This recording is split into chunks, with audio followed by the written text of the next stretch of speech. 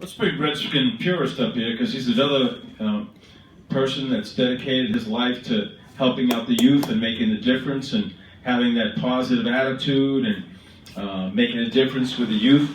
So Redskin Purist, let's talk about your thoughts on spirituality, positive attitude, and what you've done in your life with the youth.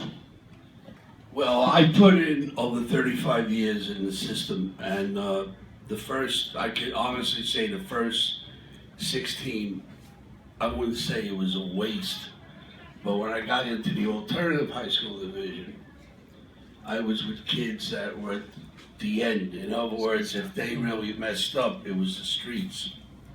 And I took a lot of kids from all over the city. I don't know how I did it one year. I had the Crips and the Bloods in the same room. And the first day they came in with the red and the blue bandanas, I warned them,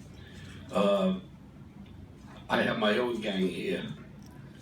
And if you try any of your street nonsense here, you'll be thrown out right onto the street. I said, if you want to kill each other, go home on the bus or go on the train and do it. I said, hey, you're going to be straightened out. I'm going to give you a chance. And I sent a lot of kids off to good areas. I have a kid, a lot of my kids came back and they told me that I really saved them because they were at the end already. I saved one kid from, thank God he was in my program, because a kid who looked like him killed somebody on Hillside Avenue, and they were going to take my kid to jail. And I was the alibi because I showed that he was with me that day. That's how bad things were. And then as a coach, I'm the senior track coach in the city. I'm in my 40th year now, and a lot of my kids went on to, from let's say, impoverished neighborhoods, they went on to do very good things. I think about, 18 of my former students are New York City cops. One is works for the government. He's in the counterterrorism. He lives down in D.C. So all the stuff that you hear on TV is not really what is going on. I know what's going on because he calls me every week or two and tells me what's going on. I have a kid who was the president of the National Basketball Hall of Fame in Massachusetts. He was one of my kids. I had a kid who went to the Air Force Academy because he saw me one day. I was reading a sports magazine about the Falcons. He said, "Who's that?" I said, "That's the Air Force Academy." And the kid went on to become a major in the Air Force. So, but like he said, Superfan, it's very hard. You got to keep on pounding away, and you have to go in there with like real blinders and tell the kids, look, it works easier on kids when they get older. When the kids are in the elementary or the junior high school, you really can't reach them. You really can't, because they always think that, they know more than us. But when a kid starts getting up there, they're about 17, 18 years old. If you get the right kind of person as a mentor or the teacher, you can try to tell them, hey, look, man, you're at the end of your rope. And wish I had $1 for every kid who came back and told me, boy, I don't know why I cut out of school. And I wound up with you. I said, boy, you must have been blessed. That's not what they thought when they first met me. And I used to tell them, hey, look, man, you don't want to be here. Goodbye. I'm not holding you back. But I'll give you a run. In fact, one year I broke the record out of my 72 students, which I was only allowed to take really, about 32. I took 79 one year, and 72 graduated with a real diploma. I consider that my best move. But I had kids from all sense. I have kids who own, the junkyards. And you say, well, what's that? I said, well, look, I also taught kids about civil service when they go for a job.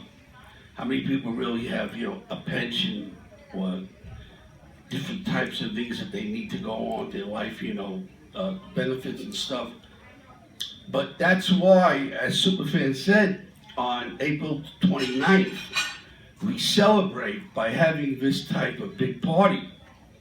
And we invite back a lot of our kids that really meant something to us, that really listened to what we said.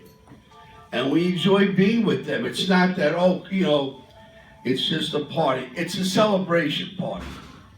I have a former student, because I also taught college for 7 years. And I call him President Obama. Now, I'm not trying to get into... He looks like President Obama. He's the greatest kid. So he's not a kid anymore. I think my highest praise teaching those college kids, we were on the boat last year and he brought a friend. And the friend was a real street tough kid. This kid was a member of a gang. And he came over to me. I mean, the kid was about like 30 years old. He came over, kid. Comes over and he shakes me and he said, I want to thank you. So I'm saying to myself, what's he thanking me for? He said to me, all the stuff that you taught me about a job and human resources and your benefits, I thought it was all junk. I have a wife and 2 kids. It's not junk. It really does mean something. So I, like Superfan, I try to always be up front. I'm very real. I give a lot of tough love. I say what's on my mind, and when you reach a certain age, you really don't care what anybody else says. Because if you've done it, you've experienced it, and you've had a lot of great success, you don't say, oh, really? Show me better. I've done it already. And that's how I feel. Awesome. Very, very inspiring. And in today's society, a lot of these kids that Redskin Purist Superfan have worked with, if it wasn't for your leadership and your guidance, the temptation of getting involved in drugs and doing a lot of bad things would be there. So it was your leadership that got them heading in the right direction where they wouldn't be doing drugs and things to destroy their lives, basically. That's basically spirituality too, and it makes no difference what religion you are. But basically, and I've had special education kids, I've had high functioning kids. There are 2 values, good and bad, wrong and right. And I never coddled or enabled the slower kids. I nurtured them and brought them through, but you had to teach them values. And the big problem always is, especially in the tough neighborhoods, and even in the good neighborhoods, is the temptation of peers influencing our youth to do counterproductive things to society. So the main thing, what I did and the Purist has done, is show them what the consequences are. And sometimes we've even taken tough love. We've gone on a trip to Rikers and taken kids and showed them scared straight, that type of motivation where, yes, you'll make more money than a $10 an hour job selling drugs or whatever, but a good chance you won't reach your 23rd birthday. You'll be either in jail or dead. And what will you do if you have children and all that? They'll be without parents. And we show them the positive alternative. You have an alternative, fast money, and you think you're going to be cool, and you're going to be the man and hard and all that stuff. But that's really not the way to go if you want to live a healthy life and a productive life. Let's talk about April 29th, because I think that's going to be real important. And I think Rocco and I are going to join you this year, and we'll broadcast right from the event.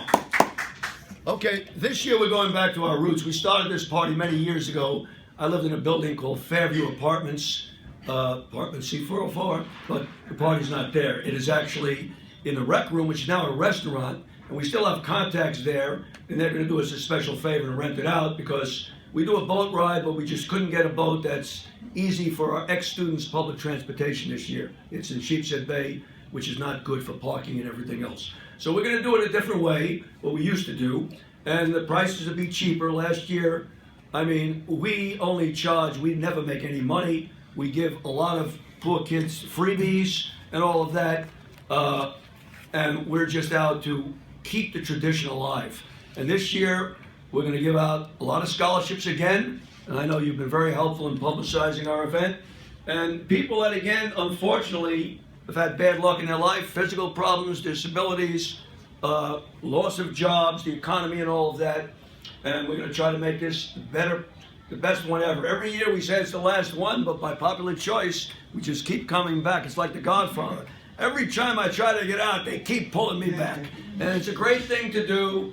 I mean, it's a multi-generational party, interracial, it's like the way the United States should be. People are not political, people are not hating, people are not Black Lives Matter, White Lives Matter. It's all lives matter, and it's really, I don't want to sound schmaltzy about it, but it's a festival of love.